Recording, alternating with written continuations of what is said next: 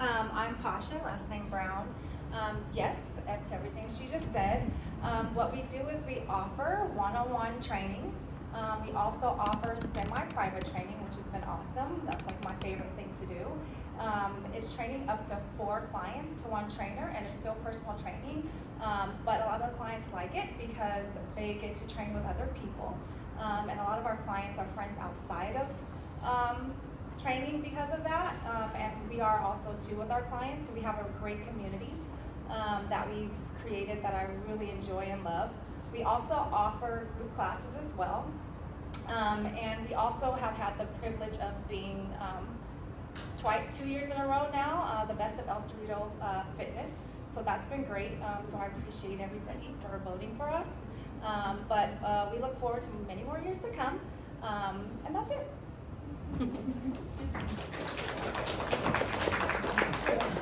Hi everybody, my name is Anne-Marie Baines and I'm the founder and executive director of a nonprofit called The Practice Space. So we're called The Practice Space because people need safe, kind, welcoming spaces to practice speaking. They need to have those spaces to practice anything, but really public speaking is so nerve-wracking. And it's how we interact with one another as people and human beings. And it's really hard to be yourself. And so we need guidance, we need an environment, we need a whole community that can really support us. So we were founded in 2017. This is completely from scratch. It was in a lot of these notebooks. I have a lot of these. And really where it came from was just many, many years as a speech and debate coach at El Cerrito High School, because I'm from El Cerrito. And go Gauchos. I grew up on Albemarle Street over by 7-Eleven, went to Fairmont Elementary, and it was really my dream to come back and really serve my community in a way that also matched up with my passions. So I had been volunteering as a speech and debate coach since I was an undergrad. My first practice space was in the dorm room at UC Berkeley, but then I also started coaching students in my living room in El Cerrito, and not only students, but all of a sudden adults started coming, teachers started coming, and so I was thinking to myself, okay, you know, I've been spending more hours on this than anything else. I should probably make it my actual job. And so taking the leap and leaving my full-time job and creating this from scratch was really scary and nerve-wracking. But I also get to do what I love all the time. And so really taking a bet on both myself, but also doing what I love all the time is really important. And so what we offer is we do private lessons with adults. So we do keynote coaching, we help people with business pitches, other things like that, even facilitation. We also go into the workplace and we help whole teams with their speaking on the spot skills, etc. So about 35% of our work is with adults. And then we're really excited because we're in 20 schools now. So we go into the schools with speech and debate clubs after school, and we offer other summer camps and events and things like that. So it's really both direct services, but also helping coach people who also help other people to speak. So we also work with teachers, do professional development. So anything spoken, basically. We do podcasting, storytelling, acting, debate, anything where you're expressing who you are.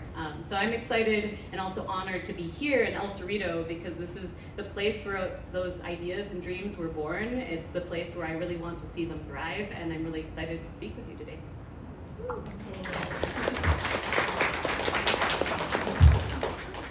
It's hard to follow that. You can do it. Hi, my name is Jen Kamerami. I was actually captain of my speech and debate team, so, but I still have a tremor, so I still shake a little when I do public speaking. My name is Jen Kamerami. I own Jenny K in El Cerrito and Well Grounded Tea and Coffee Bar with my husband.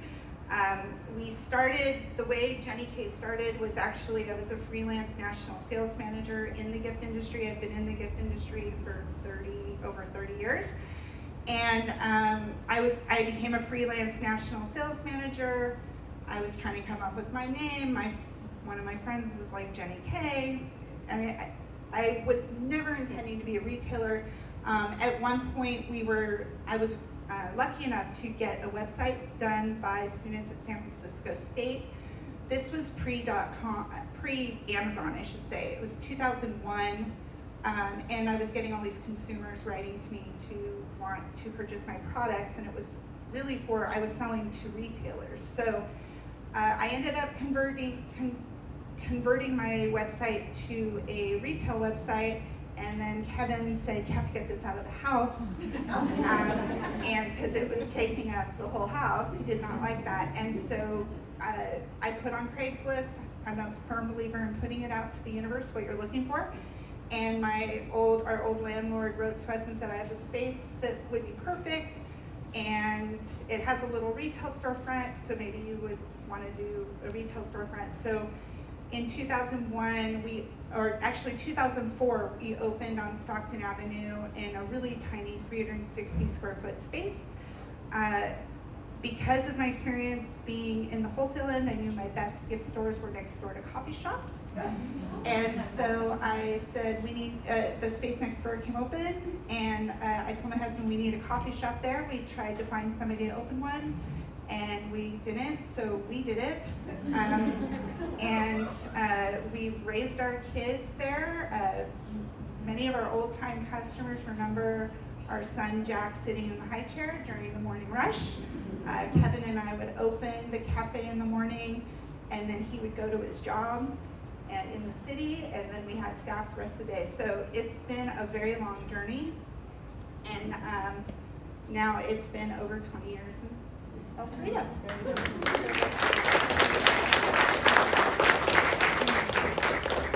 Hi everyone, good afternoon. My name is Nanji Glee, and I am the owner of Knit Pixies. We are an organic lice removal salon. It's okay if you get itchy. I don't mind it. It's okay if you have itching questions later. I won't mind answering them. So people ask me, how did I get into the lice business? My background is in marketing. I am a New Yorker, and my background after college, I went to work for Estee Lauder companies, and I grew into that corporate ladder of the rat race, and I realized I wanted to change up.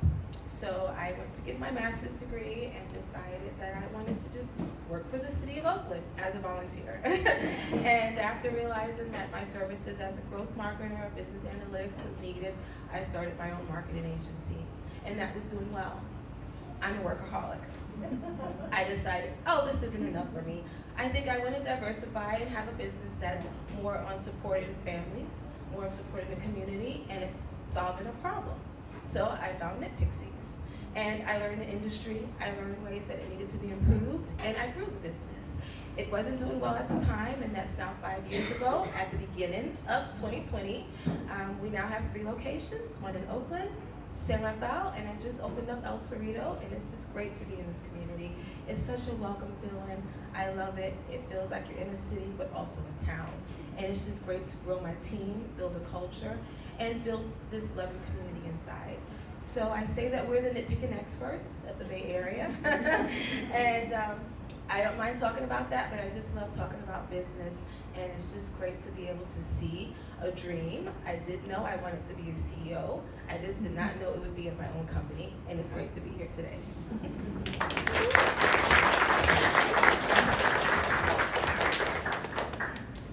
Wow. You all have such incredible stories. Thanks for sharing more about how you got started. We're also lucky to have you in our community. Some of you shared a little bit about how you got started in your businesses, and I want to dig a little bit deeper into some of these stories. Anne-Marie, Nige, you had some corporate in your background that you mentioned, and coming from a little bit of a corporate past myself, I'd be curious to know if you could share with us a little bit of the transition out of that. Was there an all-at-once leap that you made, or did you spend a little bit of time, 1 foot in, 1 foot out? Would either of you like to talk a little bit about what that process looked like for you? Sure. And you each have mics on your table. Thank you. It was a progress. I started other businesses just as turkeys. I thought, oh, I can make meal preps. I started Women Who Travel because me and my mother like to travel a lot, and we did group travel. So I started a lot of businesses, and they were good, but I always had another job. So when you do have a business, it's ideal to be able to focus on that business if you do want it to grow. And I was pulling myself in different areas.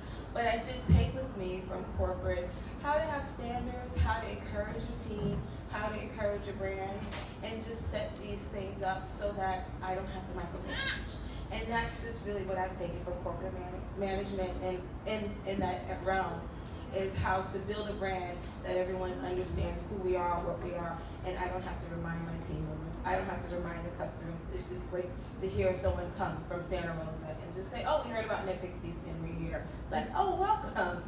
So in corporate, it was a bit of a dog-eat-dog atmosphere, so I just turned that around and just say we're all supportive. And that's just how I keep it corporate. It feels like that in the salons, but it's really a loving family. If that answers your question. Yeah, I love that answer. Yes. So I actually don't come out of corporate, but I definitely have an interesting, probably eclectic cast of different jobs. And so the job right before the practice space, I was a program officer at the George Lucas Educational Foundation. And so kind of in education philanthropy, and I was helping start up a new research division about project-based learning. And so we were studying how to make high school more interesting around the country. So I got to go to like all the 5 largest school districts in the country and just see how we can make both school more interesting, but also really engage students, engage teachers as part of a community. And as part of that work, I learned a lot. Just about what kinds of practices are really important in the classroom. And before that, I was a professor at San Francisco State University. So it's and then before that, I was a special education teacher. So like a lot of education, but the through line was always speech and debate. Always is like my hobby along the way. And when I decided to sketch out the practice space, it was just like taking over my brain. I was just writing about it a lot more often, and so I was able to talk to my boss at the time and negotiate to go part-time. And so I was able to do a lot of the things with the practice space in the evenings, on the weekends, at night. And so it actually forced me to go a little bit slower at the very start because I couldn't have programs all the time and I couldn't work on it all the time. And that actually was a really good thing. And then 6 months after that, then I left that job and went full-time. And that was definitely terrifying, but I lined it up at least with the things that I knew I could do well. So I had done summer camps before, so all right, we're going to start with a summer camp. So starting with what I knew was really important. Thanks for sharing. Yeah, I agree. Taking from your past and bringing it into your business, I think you probably all have a little bit of that. Let's talk about some challenges. You have all had businesses through various iterations, and I know a lot of you have had brick and mortars throughout really challenging times like the pandemic. I'd love to hear from Kristen and Pasha in particular about having a brick and mortar business throughout COVID. Can you share a little bit about how you had to pivot the services that you offered your members during that time? Hi, yes. Yes, COVID was pretty rough. When COVID first happened, at first we were like trying to figure out what we need to do because we knew we had 2 spaces, like Kristen said previously, and the issue was going to be like when we shut down, how do we pivot and keep our business going? With that said, we did have people that left or moved to other places, which we were very nervous about in the beginning, but all in all, we had a pretty loyal community of people, I would say. And so what we decided to do was, okay, we're gonna pivot, we're gonna put everybody on Zoom. So we had to quickly learn how to use Zoom like everybody else did, with not just one-on-ones, but the classes were tough to figure out how to incorporate music, how to make it still feel lively and fun during a really dark time. And we also, what we decided to do was we had all this equipment and we decided, Kristen and I, we're gonna split up. We're gonna take all the equipment and drive it physically to every single client who doesn't have any equipment. Wow. So we decided this is our community, this is what we love to do, we love our community, so this is what we're gonna do. We're gonna do whatever it is we have to do. And it was great, it actually turned out a lot better than I thought. because I was really nervous about it. I'm pretty sure Kristen was too, but it turned out a lot better than I thought, and everyone really appreciated it, and they stuck around, and people kept our equipment for like almost 2 years. It was really rough, and then when things started to open up, since the service business, or some of the service businesses, which was us, were the last to be able to open, we decided to take our classes to the park. So we had Albany Memorial Park, and I think one of our trainers was at Albany Middle School some of the time. And then next door to our studio, there's a parking lot, which wasn't used because nobody was out, and then we trained people in the parking lot. And so that's kind of how we pivoted throughout COVID until they told us that we can come back inside. Thankfully, during that time, we found a garage space across the street from us, which we're very blessed and thankful for, because once that garage opened, we're able to train people still outdoors because we had that open space, and that became our marketing tool. We saw people driving by saying, "Oh my God, you guys have this wonderful open space, and I've been wanting to work out." People ditched their Pelotons and paid all that money for those Pelotons, right? Nobody uses them anymore. They paid all that money, and then they came to our studio, and I was like, yes, score, you know?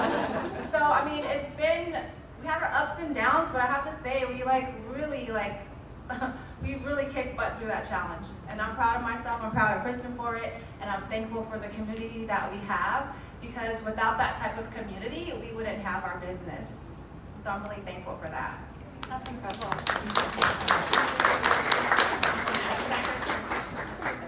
Yeah, great story. And I love the community through line. I feel like there are so many silver linings that came out of that dark time of COVID. And on the topic of community and that visibility, I think the congregating of people, I think, Jen, you also have kind of a similar story of how you and Well Grounded kind of pivoted during that time as well. Do you want to talk a little bit about how you guys facilitated more of an external arrangement for Well Grounded and different community events you had during the pandemic? Yeah, sure.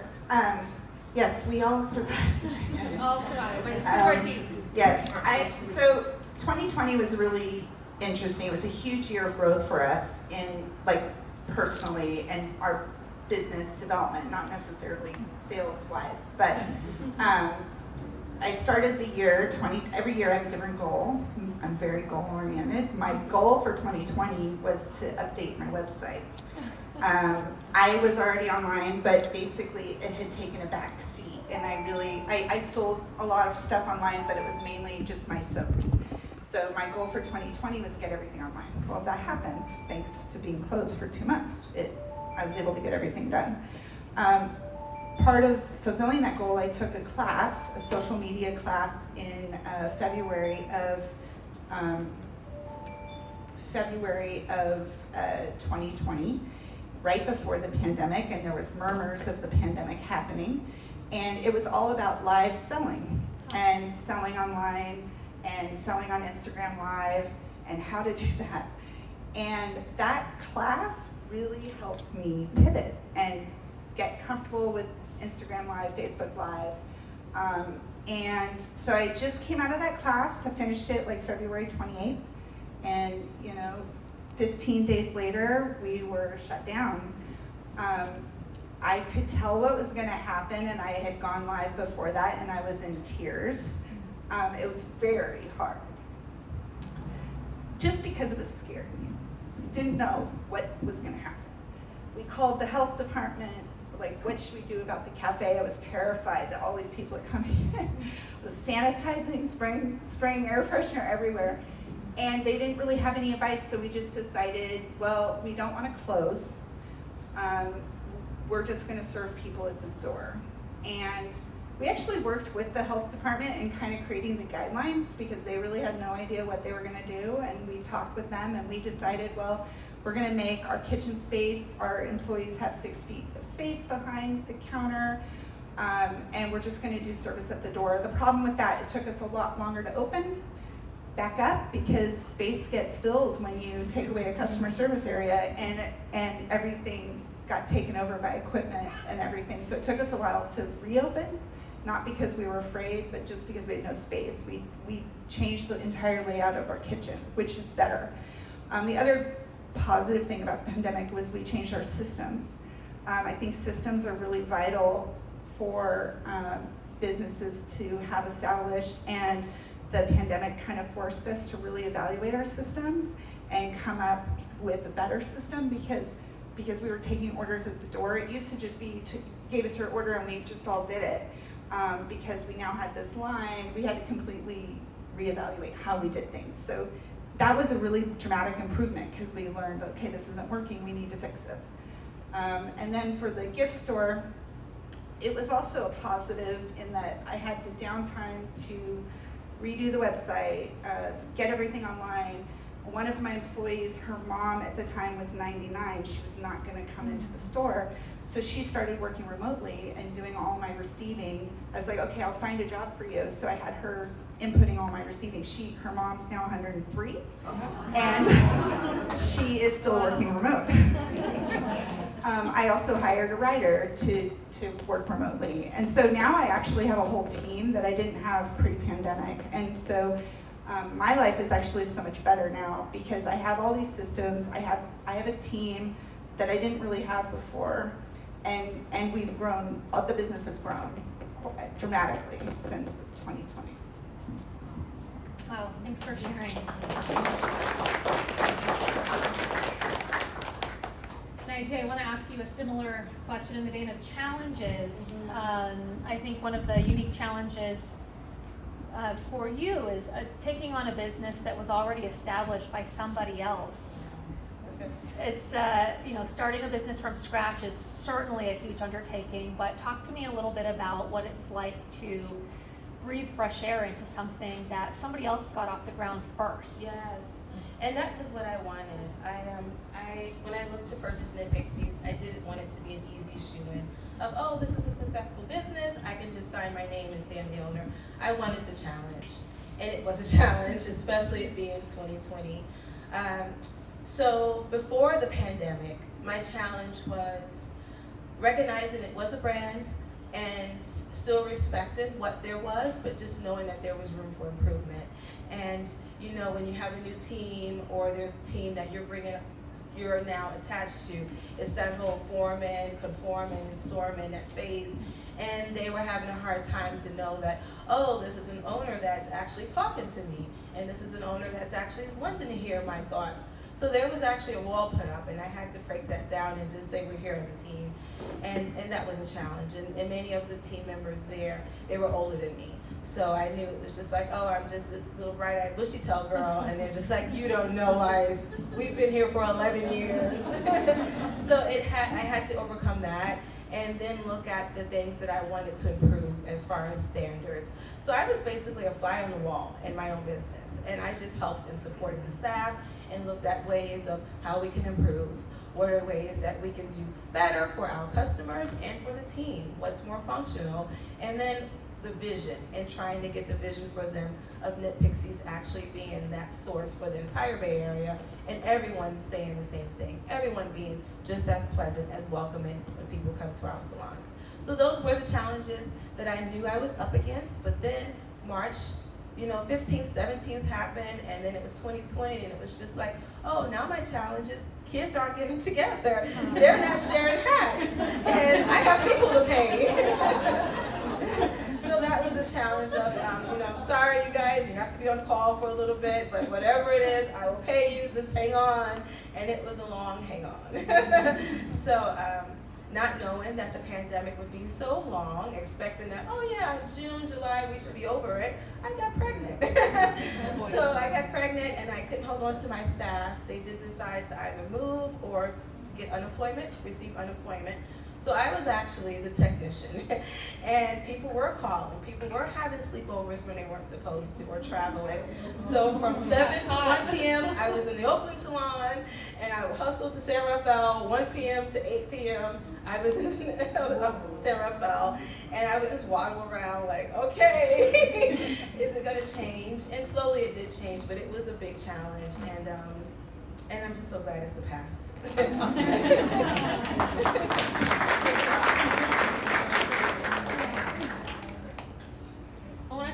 mentorship and support. Having run my real estate business now as primarily a solopreneur for a couple of years now, I know now more than ever that working alone can be really isolating and really lonely and difficult. Anne-Marie, maybe you can start with you. I would love to hear if you have any support systems in place, if there's been anybody in your past or in your current business that you kind of lean on to support you, and if you can share maybe some words of wisdom with anybody listening in the audience. Yes, it can be very lonely. So you definitely have to have a community around you. And so for me, it started off with my family. We were the original founders. I definitely empathize with having all the stuff in your living room. It's like all the shipments that come in when you're first starting things. And so for me, luckily, my husband is really good with numbers and very good at estimating things. And so even just like having someone who had a different skill set, but also someone to just talk to when you're feeling so much self-doubt. And I feel like my original board of directors was a lot of people who were really just like championing me. And they did a lot more things than that, but the most important was just the emotional support that came from founding something, especially a nonprofit, when you don't really know what it's going to look like. And so having someone who can really support you in that is really important. And the people who helped me feel like I could start this were the roughly about 50 students that I was working with at the time over at El Cerrito High School. I remember being at a speech and debate tournament with them in January, and I was like, I don't know if I can do this. Like, this seems really daunting. And they're like, no, you can. You're already doing it. You can do other things. I'm like, oh, but the forms and the paperwork. And they're like, get someone to help you. Very like matter-of-fact advice from students. And also just like, this is what you're going to offer the world. And so making me feel like the work that I was about to put in was worth it, but I could also take some small steps to be able to achieve it. And then I guess I'd say beyond the people I knew already, the people that I found the most support from were really the people who just got it. I find that sometimes, especially in the very early days, describing what the practice space did, especially when I was still trying to figure it out as well, was pretty intimidating. And some people were just like, they had never had any experiences with being afraid of public speaking, were totally comfortable, and just didn't really understand why we would exist. I remember actually my very first time talking about the practice space was at the 4th of July fair at El Cerrito. I had a booth and I had my business cards and they had just arrived, and it was just like such a really important big moment. And then all of a sudden I'm standing here at this booth with my husband, who really doesn't talk at all. And now we had to talk about it. And the first person who walked by was like, public speaking, oh, I'm good at that. I don't need that. And I'm like, oh no, it's a terrible idea. But luckily, more and more during that event, but also the people who would start reaching out and telling all their friends and all the word of mouth, it helped me feel like, oh wait, there are people who really understand this and people who get it. And as someone who actually started off being really afraid of public speaking myself, as an 8th grader and 9th grader who was dragged into the speech and debate team by my friend, it was really helpful to not feel alone, because I was feeling at the time like, okay, I guess I'm the only one who had trouble with public speaking. And it was really helpful to find people who were like-minded. And then beyond that, I think the last thing I'll say is in the recent years, because we've been around 7.5 years, in the last 3 years or so, I've been really taking a lot of heart from other women founders that I'm meeting, because there's a big difference between being an executive director and being a founder, and they're both really hard. But in terms of the emotional, like trying to give birth to an idea, it helps to know other women founders. So I met Missy Park from Title IX Sports, and she's been leading, I think, Title IX. She founded it when she was in her 20s, and then all of a sudden in her 60s now, that's her only job that she's had. And so like seeing that it's possible to have that longevity is really important. And then also it helps to be able to have a team behind you. And so now I actually have a team, have a staff. And so Maribel over there really helps make it happen, so that I can also take a step back sometimes and feel like I can expand this even further, but also take a bit of a breath. Love that. Go ahead, Jen. I'm really lucky to have a amazing community that I'm a part of. It's called Whiz Bang Retailers, and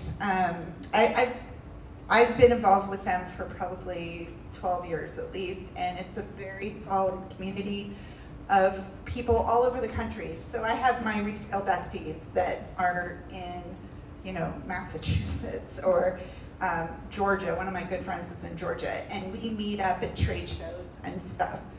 During the pandemic, they pivoted to do Zoom meetups and kind of like how to survive the pandemic, Zooms. And then we had breakout sessions, and that's kind of how I met my friends, were through breakout sessions and on the Zoom calls. And it was so helpful because it's a very giving community. I think it's really important to find a community that is full of givers, because givers share ideas. One of WizBang's core philosophies is givers get. And I think if you can find a community of people that will help you, and if you can express your issues with whatever you're doing, that will help you overcome them, give you ideas. Like I have this big Fifth Saturday sale that I do with my VIPs. It's not my idea. It's one of my retailer friends' ideas, and we all do it. So. I love that. Naiji, who's your support system? Associations, besides family. Associations. When I first started out, I had joined BNI Business Network, and there's some people here that I've known and met. And I was a member for 5 years, the chapter president, and then it led me to create a mastermind group, and that helps because we're vulnerable. We touch base on things that we wouldn't share with others, and sometimes you just don't know what you're doing. And we talked about, that imposters complex.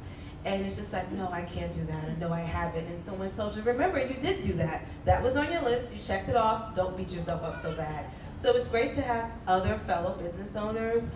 I would love to join more women's groups, just because we just have these things that we don't talk about and we don't share. Even as being a mother, we don't share stories. We don't share like, it's okay if you're not a mother, it's okay if you are. And these things we all go through. And we all go through a lot of things, personal or professional. And just any support group that you feel is welcoming and they can answer your questions judgment-free, take them. That's what we're here to do today. Yes.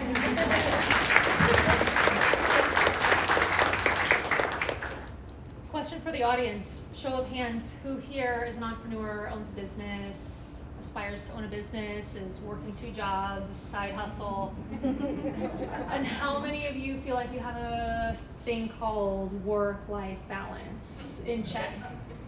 Couple of you. Congratulations. For the panelists, I would love to hear about your work-life balance. I know that it's something that I'm constantly working on. Pasha, Kristen, maybe you can start us off. Talk to us about how much you are working versus how much you are spending on everything else in your life. What's the ratio, and how do you kind of juggle both? So I'd say what work-life balance, but yeah, actually, 14 years into the business, I would say that there is a chance, or there is hope for work-life balance compared to what what I feel like we put in the beginning. Kind of touching on what other people have said, learning through running a business, like systemizing everything and being able to create those systems to create better efficiency has helped tremendously. It was something that we had to learn, Pasha and I did, as we were not business women to start with. We were trainers and gym rats, and basically had good trainers and decided to open a business without knowing what we were doing. Luckily we had a clientele already, but so anyways, in the beginning it was so much to learn, the marketing, the everything, to stuff that we didn't know.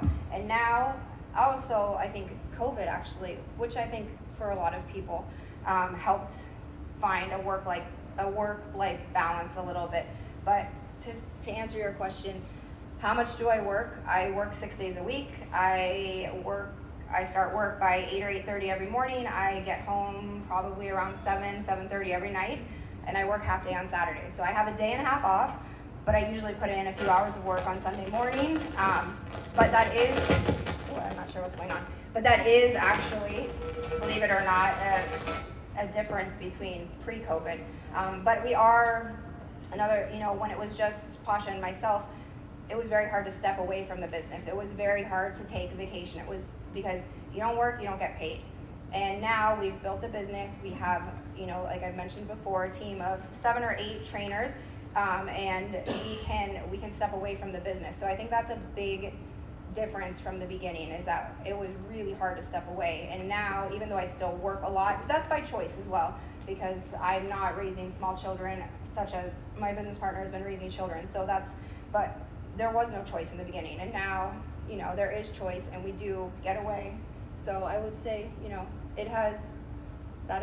the balance has shifted, so there is hope. Good But to you'll know. always be working around the clock. Yes. And it's hard to turn the mind off even when you're not physically doing something.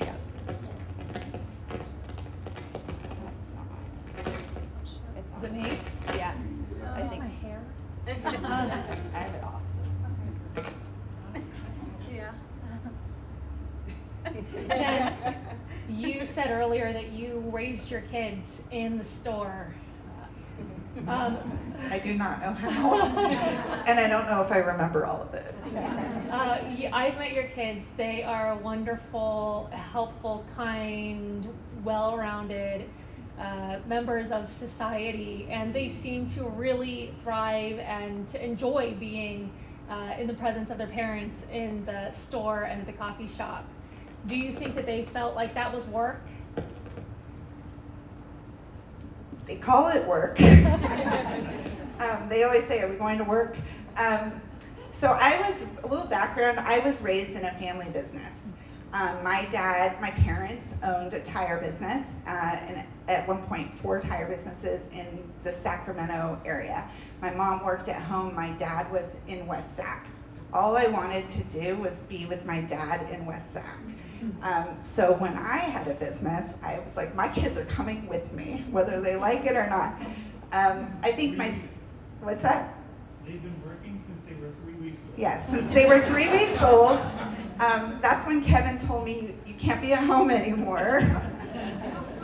I was like, what? So I got 3 weeks of maternity leave, and then brought the babies to work with us. I think it is a real gift for them. I think that they liked it. I think they liked their childhood. They know a lot of people. They're very comfortable talking to people. So I think socially they're very well adjusted. They know how to communicate. I'm very proud of them. And I think that they'll achieve their dreams because of it. But it was hard.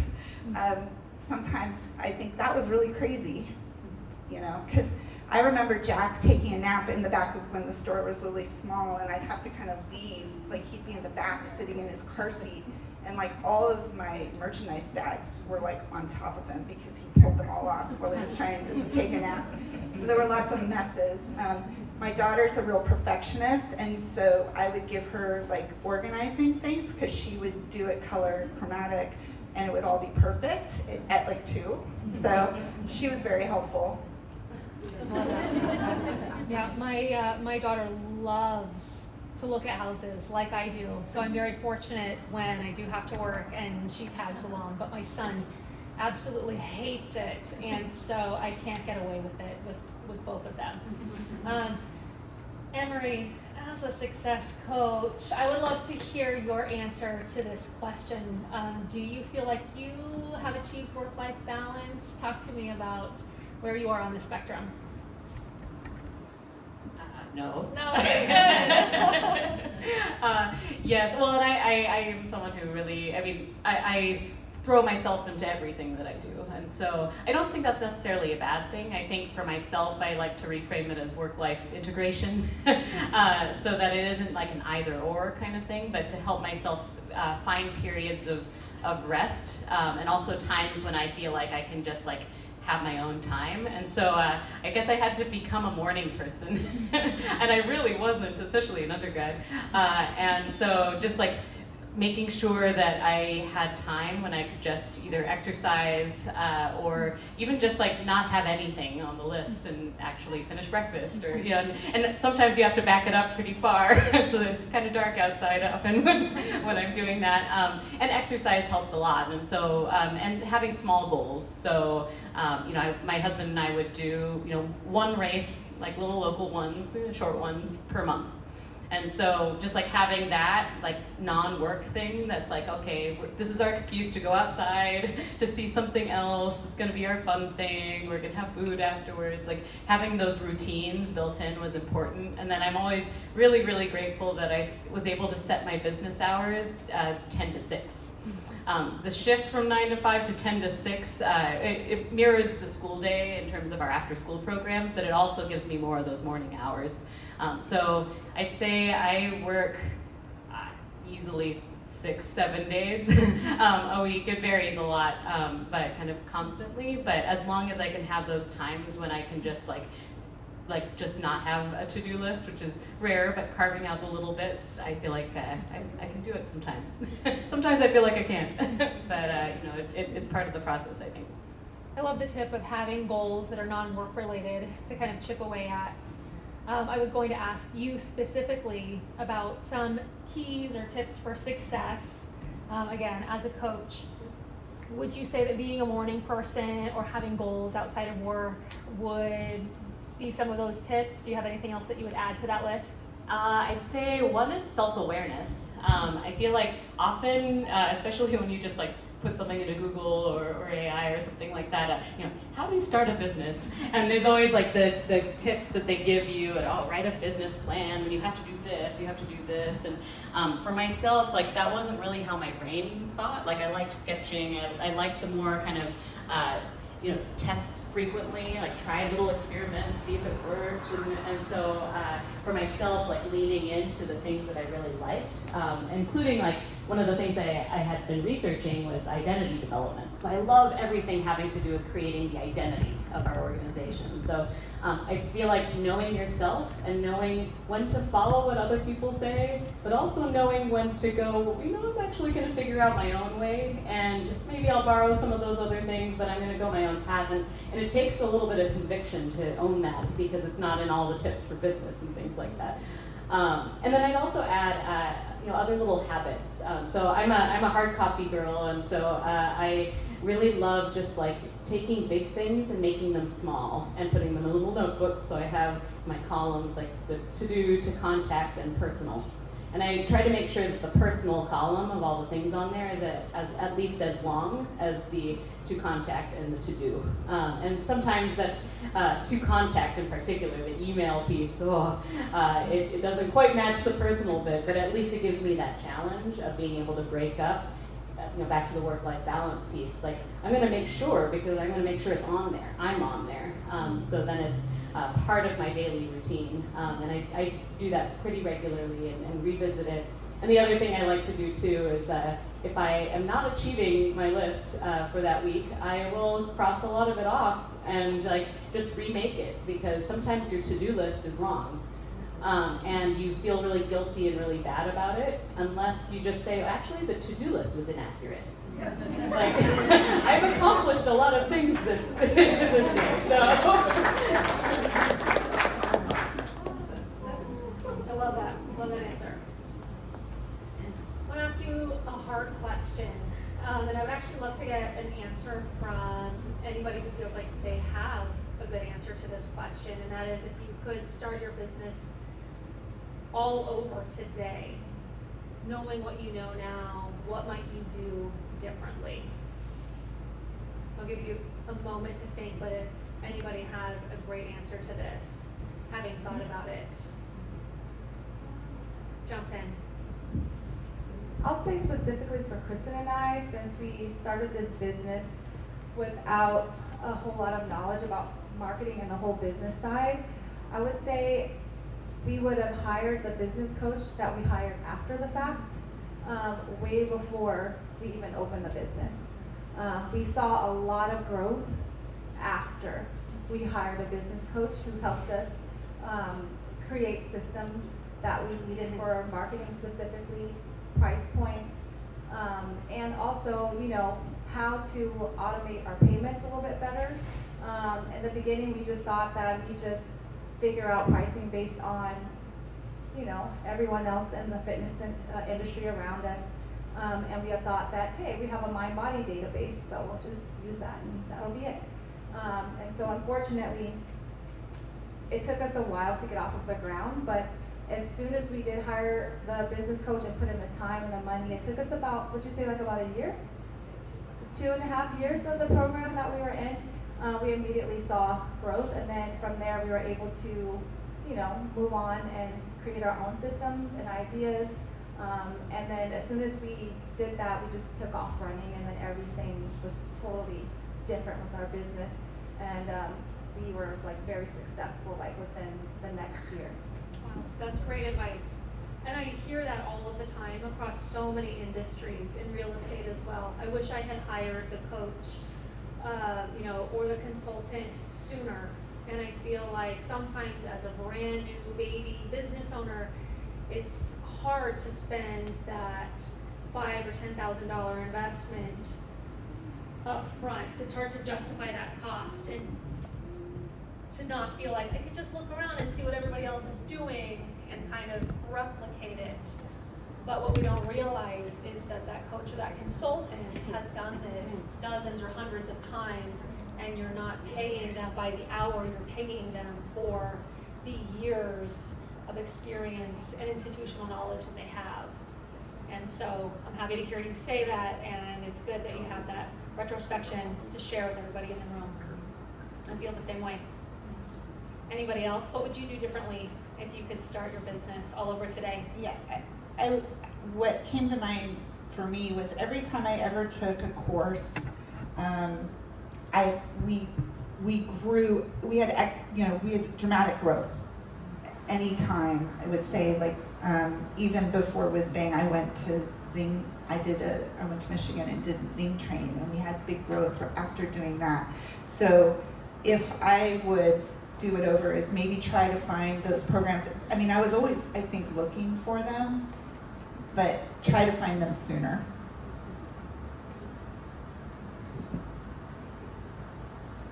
All right, thank you. All right, we talked a little bit earlier about adapting to change, specifically as it relates to the pandemic and having to find ways to pivot. What about other types of change, technological advancements or unforeseen challenges?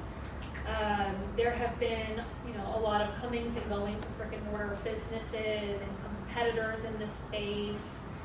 Would anybody like to share about ways that you have tried to stay on top of different technology systems, competition in the space, ways to stay fresh in your business, new offerings, things like that? You have a good answer to this? 19. I find that it's helpful not to focus on your competitors, because then you get caught up chasing what they're doing and you lose focus of your business, of what makes you special and the customers that you do receive.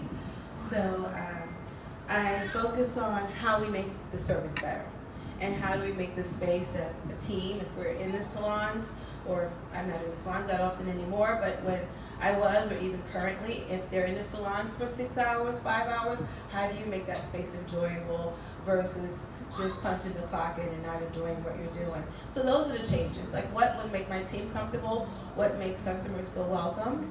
And then efficiencies, of course, with technology, how to communicate quicker with customers, how to get information out available. That's always a joy to do, because then it's just a new challenge and it's just something new to implement and teach team members. But I find it not that effective to try to chase after someone else.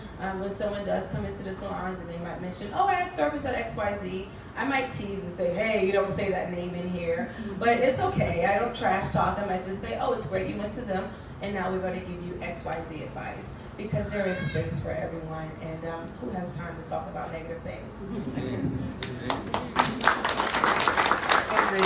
And also, I think competition, it took me a few years to realize this, but My competition in the retail world is Amazon. My other independent retailers are not my competition.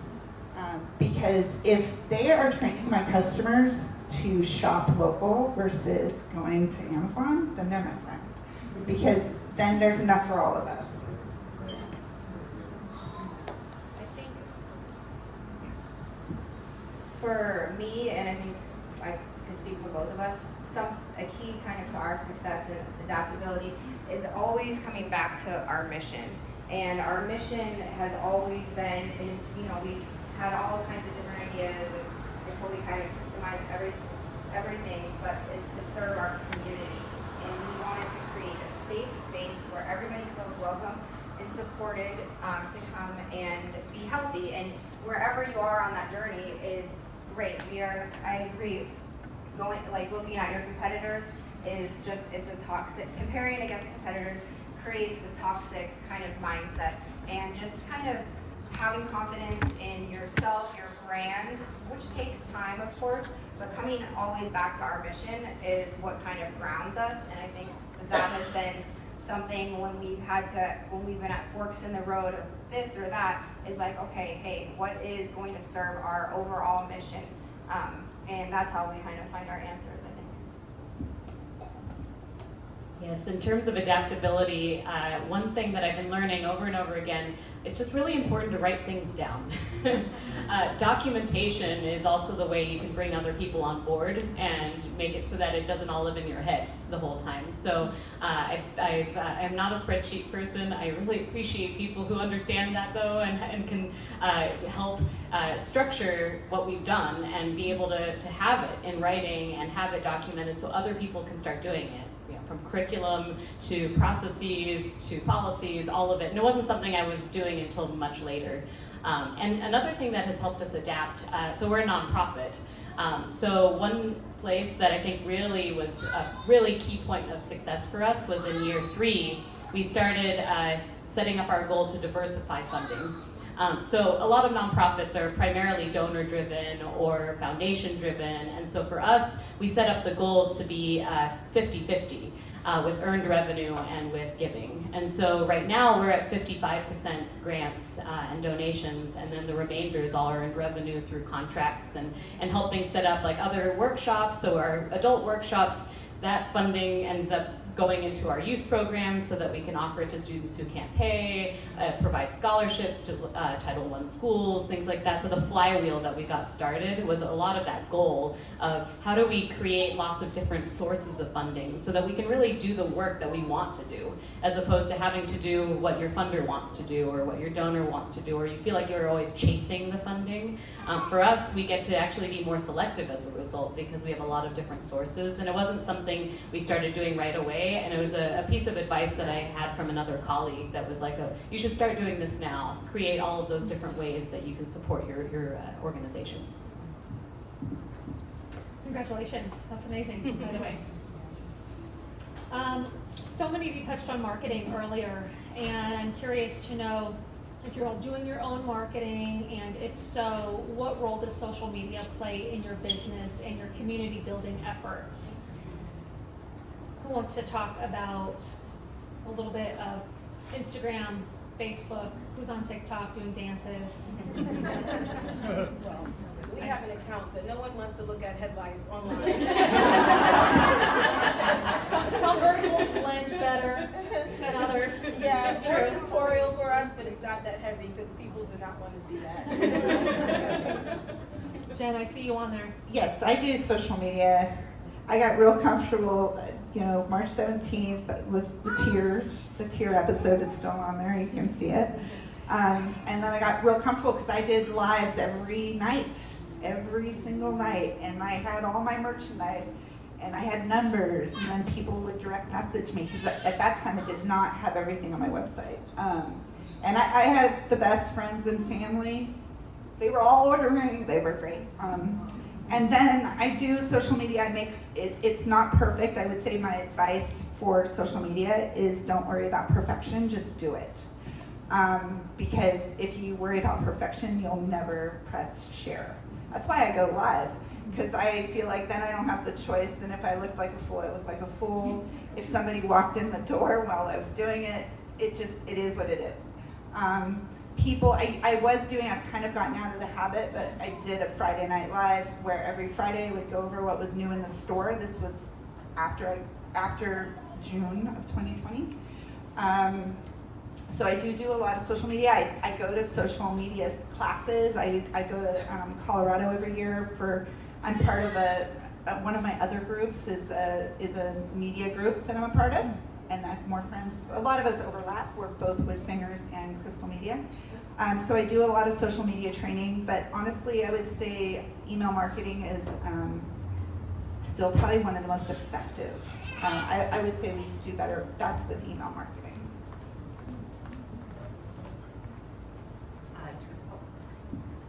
Social media is still a struggle for us, and actually just today we put in an offer letter for a marketing coordinator, and I was very torn because it was two really good candidates, and they were completely different from each other, and I hope I made the right choice. So we'll see. And part of it is because we have a lot of audiences, and I named a few of them, but a lot of people are struggling with public speaking in a lot of different ways. So adapting to all of those audiences is a marketing challenge for us. And so I think where we've been more successful is our website, because people will find us because the most popular search term is building confidence, and that's in our mission. So we build confidence and community through communication skill development. And so it's in there, and we had a few consultants help us with kind of search engine optimization, how to put Google ads in, and how to make the search term really relevant for us. But I'd say that one of the best things I did was right at the beginning, and this was just Googling, just finding people. I stumbled upon the most amazing design group, just a pair of grandparents over in Walnut Creek, and they did a lot of design work, but they built our logo, they built our website, and they're just like the perfect kind of partner because they understand my long list of bullets of writing of this is what I want things to communicate, and then they can make it visual. So finding people who can communicate in a different way than you. For me, I love my words. I love to speak and I like to write, but try to get me to draw something or do anything visual, other people have that strength. And so I think finding either contractors or consultants or other team members that complement you in totally different ways, especially ones who can visualize things and help adapt to different audiences is so key in marketing. No matter what the tool is, it's about audience connection. So you could do all the different trends, but if it's not emotionally appealing to your audience, it's not going to actually work. Wow, a pair of grandparents. Send their contact info around. They sound great. Did you guys want to answer this one? So for our business, I'd say that we kind of have struggled with consistency of social media, and part of it is that our business, while we're great at what we do, we're not a destination business. You have to live in the neighborhood. You don't have to live in the neighborhood, but there's so many great gyms. There's a great gym right down the street from us, these guys back here. There's great gyms in every town, multiple great gyms. So our marketing has to, kind of touching on what you're saying, is that we're not trying to market to everybody out in the whole, Bay Area. We're really trying to hone in on our little niche and our little piece of the world. So for us, again, it comes back to our mission of just being this community-oriented business and creating a sense of fun and community and showing that through our marketing.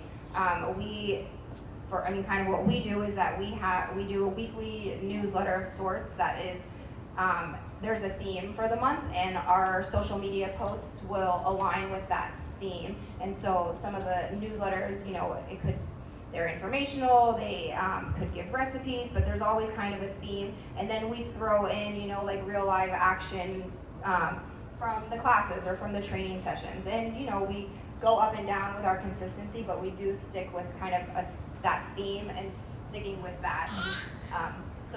But yeah, just recognizing where our target market is, and that was important for us to kind of realize, why are we going to waste the energy trying to get people from Oakland they're not going to, there's a million places in Oakland, and who's going to sit in traffic to come all the way up to where we are? So we had to kind of rethink about that and focus. I'm gonna add Yeah, really good point. I'm just adding on to what she was saying is basically we used to do that type of marketing before, but like she said, we figured that didn't work out for us. Mostly our marketing is word of mouth. We get most of our clients from other clients and clients' families and friends, the neighbors that walk by, the people that drive by, people that stop and park and get coffee. That's how we get our clients now. It's the best way. Yeah. Takes time though to get there. It does. Yeah. I want to do a round of rapid fire questions. And while we're doing that, I also want to give the audience an opportunity to think of a few questions for the panelists if you have them. We'll spend maybe 5 or 10 minutes answering questions from you all. But let's go ahead. We're going to start at this side of the table and work our way down. I want you to answer one by one. What is the best piece of advice you received early on with regard to business or being an entrepreneur? I mean, as cliche as it sounds, it was always to follow my dreams, but not in a way that was like absent-minded. It was, if I have this dream, it needs to be more than a dream. I need to, if this is really my dream, then how, create my plan of how I'm going to achieve that dream. Dreams are dreams, but planning to get to that dream is the only way you're going to achieve it. You can't just dream it up. It takes a lot of hard work. So follow your dreams, but you're going to have to work really hard to get there, I'd say. I'd say for me is that what we have to offer is very valuable. So have confidence in what you offer. Don't be afraid to charge what you need to charge. It has nothing to do with money. It has to do with what you're offering a client and the client appreciating what you have to offer. You can do scary things. You've done scary things before, and you can do scary things again. I agree with all of those. I would say watch your expenses. I was trying to think of what to do, having grown up in a family business, and my dad would talk about the gross profit and the net profit like every single night at the dinner table. I dropped out of econ right away. I was like, oh, this is my family dinner table. But I would say watch your expenses, know your numbers. Know your numbers. It was to always seek business. So even if you're doing well, you continue to seek business so that when you're not doing well, you don't seem so desperate. And it's always filling in the funnel because business might come, you have valleys and peaks. So when you are in those valleys, it's like, okay, well, when I was really good, it helped me carry it over. So even when we're doing well, I'm always talking to someone like, oh, we can do school checks. So it's just always looking for business. Oh, okay. Okay, good idea. Okay, what is your must-read book or must-listen podcast? My favorite book is Good to Great. Always looking to evolve and grow, and now there's another part to it, but Great to Forever. And those are just my Bibles, and it's just helping me to know that it's not crazy to have these dreams about Elias being salon being everywhere or just any business, and it speaks my language. It's really hard for me to choose one because we've read so many. So I'm going to say what we're watching or what we're reading right now is Growing Your Small Business by Don Miller. It's all about professionalizing. The thing we got out of it was professionalize your business. But I really like it right now. I always have trouble with this one because I'm a fiction reader and I like things that aren't influential, that are just like as light as possible. But I'd say if something that was really powerful for me was, it just came out a year ago. And it's actually, I brought a copy of it because I really like it. It's called Force of Nature by Kate Parker. She's a photographer, and I thought it was fitting for today because it's about celebrating women and girl voices. So it's about finding your voice, it's about using your voice and tapping into the power of your voice.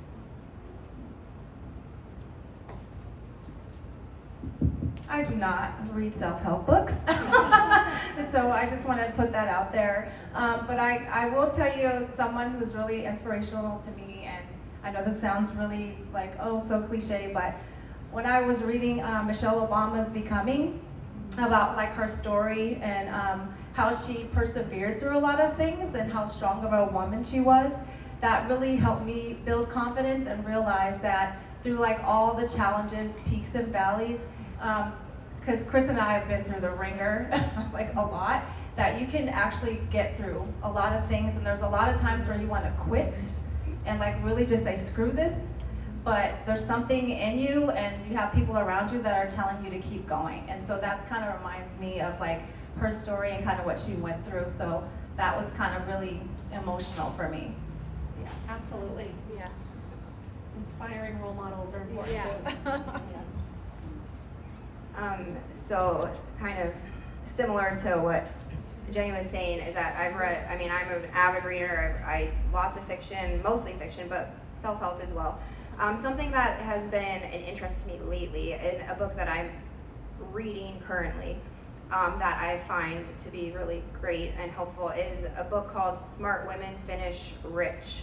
And it is a financial literacy book, and I think that as a woman and a woman entrepreneur, it's not really like taught to women the same way that it's taught to men in so many families. I know in my family, my family with my parents, my dad has always been the one that, managed all the, did all the investing and has all the knowledge about that. And I think it's just really empowering as a woman, especially as a business owner, to kind of take control of that and learn it. And, I don't think we're taught it. So, yeah, it's a really great book to kind of learn about that. So. And a great title. Yeah. All right, last question. Biggest business win this year, or something that you're extraordinarily proud of that's happened this year that you'd like to share? We can go ahead and start right here with you, Kristen. I'd say the biggest, I don't know, that's hard. There's a lot of great things, but one of the things that stands out for me, and maybe it was actually like the very end of last year, but it's within the year, is that, we, in the beginning years when we were first open, we've always felt it was really important to celebrate our clients, celebrate our trainers, and have different, parties, even when we had very little money to make it happen. And I remember in the beginning years, throwing parties, and we would go to Costco and get those little cream cheese sandwiches, like all the little things that they sell, the pinwheel sandwiches, and trying to make something out of nothing. But this year was really amazing. We were able to take our entire staff and their partners, and we hired a limo, and we took everybody out to the Bull Valley Roadhouse for like a wonderful evening. And it was just felt so good to be able to celebrate our trainers who have been with us for all along the way, and give them bonuses in ways that we couldn't do in the beginning. And we always tried to give something, but it just feels really amazing to be able to celebrate them, because they're so valuable to us and we're so appreciative. So that, to me, I would say is something I'm most proud of. Like Kristen said, there's a lot to be proud of, the things that we have to celebrate each year. But I would say like each year, Chris and I would write down a goal, and our goal is to hit a specific number. And I would have to say like the biggest one for us, even though it's been ongoing, but for the past 3 years, we were able to hit our goal above and beyond. So that really makes me proud that we write it down, we go for it, we make it happen. In the beginning, We weren't hitting we had the anything. goals, but we weren't hitting anything. But we have, and so I'm really happy about that. There's a few recent wins.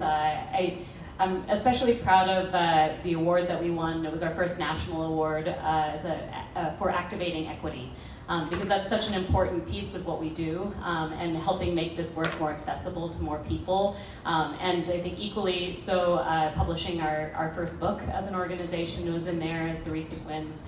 But if I were to say 2024, just a collective accomplishment of all the coaches who've come on board, and just the amazing work that they've done. People coming on for the very first time, learning how to coach, seeing all my people that I started with when they were like 10, 11 years old, and now seeing them be coaches and coach other people, and then ending the summer with all of that collective work, winning Best Summer Camp.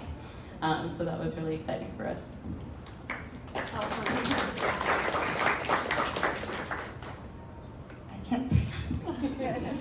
Well, achieving, this year we are celebrating our 20th anniversary, and wedding anniversary and store anniversary. Kevin and I got married in this month, actually, 20 years ago, and the store opened, 7 or 8 months before we got married. Wow. So that's Happy anniversary. Congratulations, Jen. So many wins, so many things to be grateful and thankful for. The major one is being able to be a part of the El Cerrito community. We opened up in February. The doors open. Yesterday I decided not to lock the door while I was wrapping up things, and customers came in and was like, I want to buy product. And that's great to know that they're just popping in. So it's good to be in El Cerrito. It's great to be open 7 days a week and be in this community, and I'm just glad that we're here. And that's the major win this year. We're so glad you're here too. All right, we have time for just a couple of questions from the audience.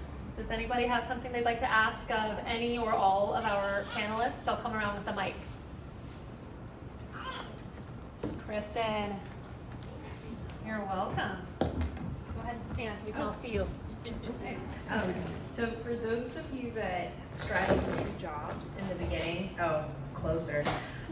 for those of you that straddled two jobs, when did you know that you could quit your day job?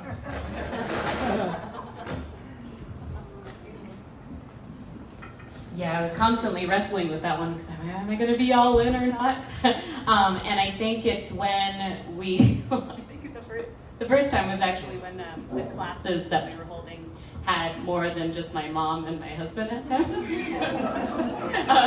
And also I think when there were people that I didn't already know who were coming to our services, and that we had a consistent number of people who were coming to our programs. And for me, it was like that consistent number was probably, it wasn't that high, but it was about 30.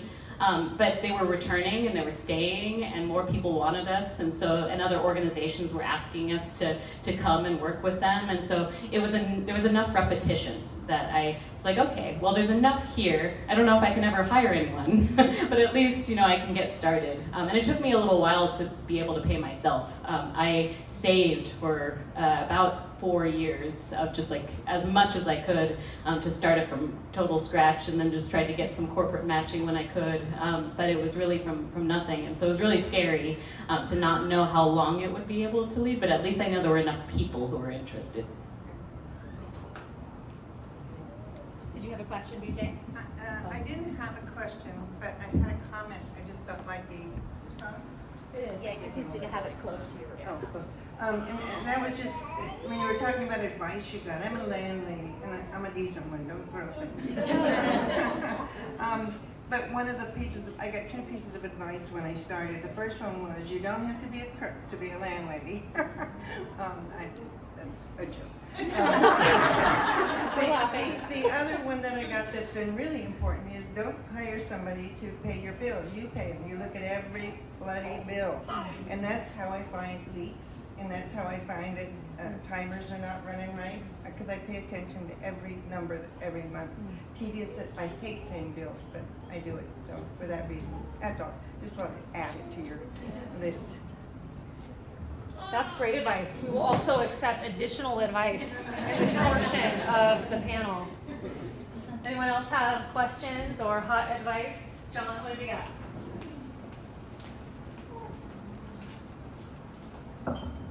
Well, I'm sort of a plant because I've been a client of Pasha's for 12 years now, but I'm wondering when you're going to take your clients to Bull Valley Roadhouse. There's too many of you. How do we afford that? In the beginning, you may I do have a serious next question, and it's how do you resolve differences when you, because I know you get together once a week to talk about your business, and what happens when you don't agree on something, or how do you resolve the difference? So that's a good question. Will we have differences? No.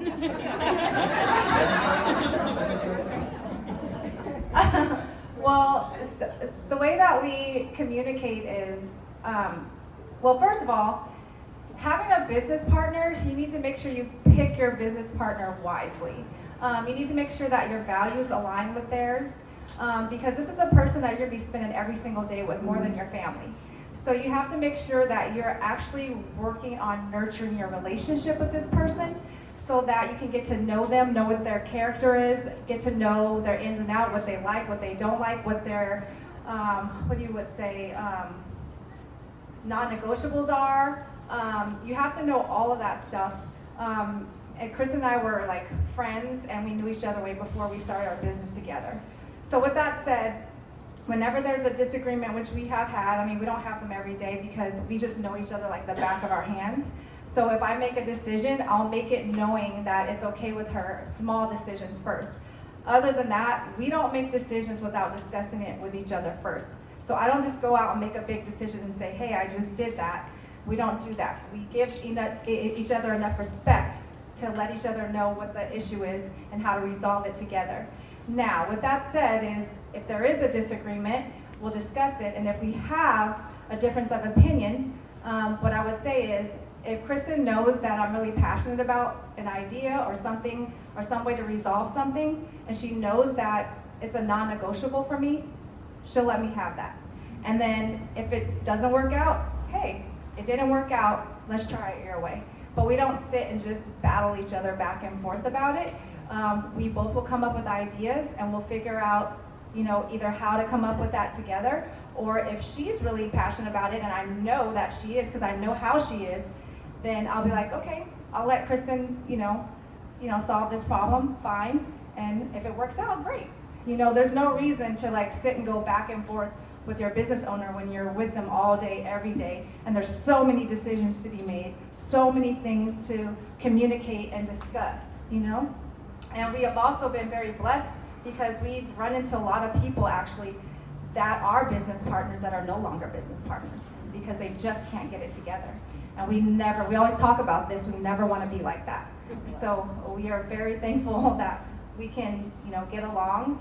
And we also nurture our relationship outside of the business. We don't just come to work and see each other every day. I know her family, she knows mine, she's watched my kids, she comes on vacation with us sometimes. We have the same friends, we hang out with them sometimes. So you have to nurture your relationship outside of the business as well. Hope that answers your question.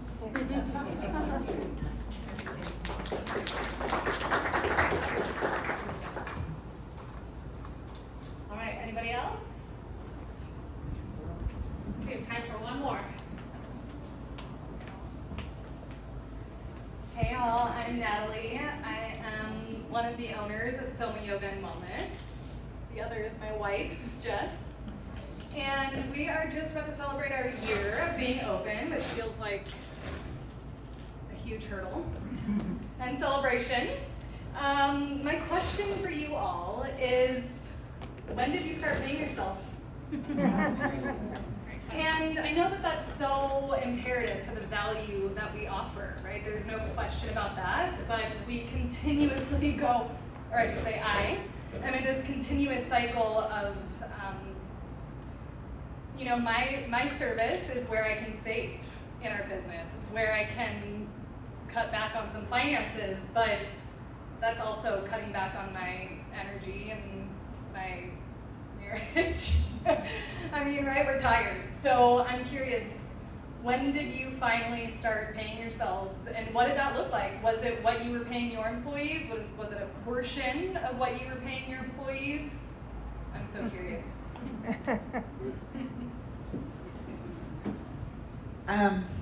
Pay yourself. You might not pay yourself a lot. There might be some months where you can't pay yourself. We still have that where some months one of us doesn't get a paycheck. We try to catch up in December because, you know, we do so much business in December. But I but it wasn't always very much. But I think you should try to make it a priority to figure out what expenses you can cut so that you can make yourself the priority. For me, it was year 3, and the reason for that was, for me, it was going back and forth between like, what's more valuable, time or money? And so sometimes I needed another set of hands, and so that actually, like, buying myself more time and buying those breaks was actually worth the same. And I was also planning for that when we first started. Was the goal was year 3, and even then, when I first got started, I was earning a lot less than most. And this year, our board of directors, or at the end of last year, set up the goal to have me actually be the highest paid employee at my organization. And we have a staff of 8 and about 20 to 30 coaches that we work with, and so getting myself to be that took some time, but this year I am by not very much, but but yes, we've achieved that. So it's about setting those goals and being able to weigh those options of which thing is also feeding you. Thank you. I was just going to say the same and echo 2.5, 3 years. And even when I did, it was less than I was paying my team members. And then the other parts were just reinvestment. So I would just reinvest back into the business. Like, oh, this can make it better. Whatever it was. More renovations, more tools, more uniforms. And then my husband was like, you could pay yourself. And I'm like, oh, how dare I? No. So now I do. Now I pay myself, and he is not involved, which is so great. But I remind myself to pay myself because it's a win. That's also a win. But it did take time, and it's great to pay yourself and invest at the same time. Yeah, make sure you're putting away money for retirement, because that's the goal. And I would add to all of that, well, it was a non-negotiable for us that we had to get paid. We couldn't start this without getting a paycheck. We had families to feed and mortgages to pay and all of that. So we built it in, and we stuck to a very stringent budget. We wanted a lot. We were a gym. We wanted all of, and we had to stick with our budget. And every month it was analyzing it to the penny, and just, and now we have more flexibility, more freedom. It took a long time to get there, but we built it in from the beginning and knew what we needed to make in order to still contribute to our families, what was necessary, and with the goal, like Pasha had mentioned, each year of making more and hitting those goals and how we could achieve that. But sticking, which has been touched upon is knowing your numbers and really spend wisely. It's very easy to overspend in the beginning, and it's so tempting, but you have to really, make sure you have the money to spend it. I'd like to add to that. I like to piggyback off of what Jen just said. You need retirement. You need to be able to add retirement in there and medical. So it's not going to all happen at once, but step by step, you start paying yourself. Then each year hit a goal to where you're able to put a certain amount of money into your retirement fund, and add that in there, and then increase it as soon as you start making more money. And then on top of that, when you make more money, you need to add medical. It's important. Great question. I want to say thank you again to all the panelists and to Rachel. What a lovely afternoon. Following this event, I will send everybody a contact list so you can keep the conversations going. And of course, thanks to Altamira, Royale, and Sonia, the executive director here, for providing all this delightful refreshments and little yummies to eat. So I encourage you to hang around if you have some time. We're bringing out the wine, so you can have a glass of wine. And then our final thank you is a small token from us to the panelists and to Rachel. Kevin's going to help me here with some flowers.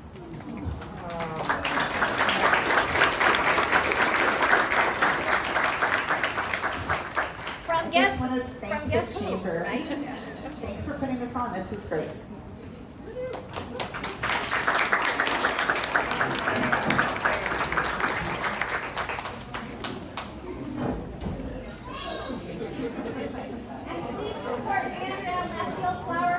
She brought all kinds of beautiful bouquets.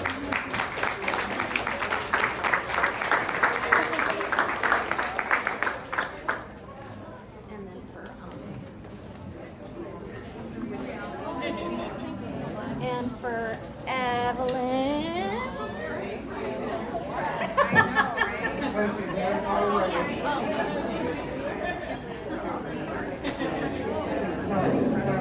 Okay, so Evelyn reminded me we have the exciting raffle, so that's starting around the corner here.